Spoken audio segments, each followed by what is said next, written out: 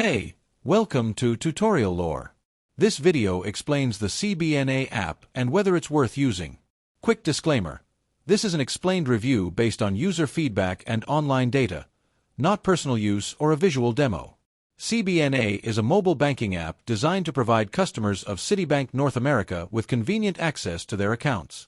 The app allows users to check balances, transfer funds, pay bills, deposit checks via mobile capture, and locate nearby ATMs or branches.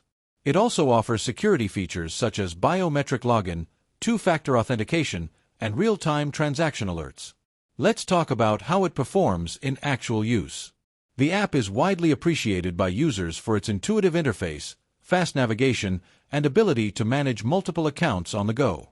Customers like the convenience of mobile check deposits and instant notifications for account activity. The app also supports budgeting tools and spending insights for better financial management. Still, the app isn't without its downsides. Some users report occasional app crashes or slow loading times during peak hours. While most features are free for account holders, certain advanced services may require enrollment or additional banking privileges. Additionally, the app's usefulness depends heavily on your account type and access level, so some users may find it limited compared to desktop banking. If you're finding this helpful so far, hit that like button. It really supports the channel.